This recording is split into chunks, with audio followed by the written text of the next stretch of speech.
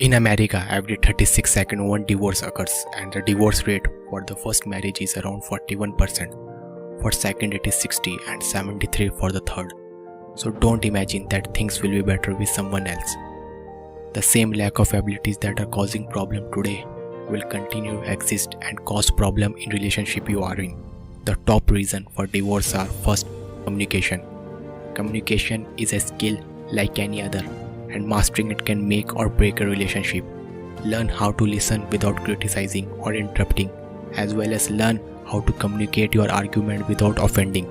If you can't communicate without raising your voice, go to a public place like park where you had be embarrassed if someone saw you shouting. Second, money stress. Money is a major source of conflict in marriages. Perhaps there are not enough, or perhaps there is enough. However, in difficult economic time, financial worry can actually produce a greater general stress and money-related conflict as well.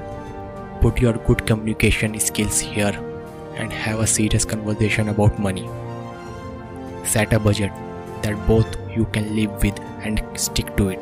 Create a financial plan for the future and work together to implement it. Third, trust. Relationship may be restored after affair, but it takes honesty and willingness to address the wound that have been left. When there is infidelity, trust is lost and a person feels betrayed. A couple can choose to restore or end the relationship by regaining trust. At this point, your sensible move can save your relationship. Lack of trust is not always related to infidelity.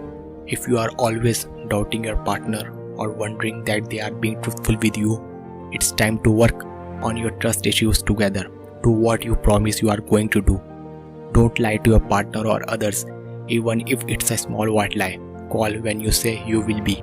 Be true and maintain transparency with your partner. Fourth, children. Children are amazing and bring us wonderful and valuable things, but it demands a significant amount of time and efforts. When partners disagree on how they want to raise children, manage difficulties and spend family time, this can put strain on relationship. Discuss with your partner why they believe things should be done differently and give your reasoning. Get together and spend some time figuring out why you need to do things in a certain way. When you understand, you make changes and develop a new parenting style that works for your family. Fifth, lack of interest and appreciation.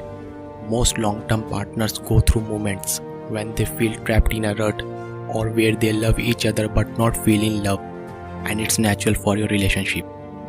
It's also too easy to take your partner for granted, especially when you are busy. Before you know it, the only time you see each other at the hasty family dinner or when rushing out the door in the morning. Appreciation is what keeps us motivated in our relationships. Make plans for dating night. Schedule time together on calendar in the same way that you would do in any other essential event in your life. Keep in mind that praise here and appreciation gesture there may keep your relationship interesting and fresh. Give respect to one another. Say thank you. It shows your lover that they are important to you. Believing that your partner will fulfill your all requirement is an unrealistic thinking, as every human being is different and unique in its nature. In every relationship, there are ups and downs, and we should learn the ability to overcome them, because relationship plays a very important role in our life.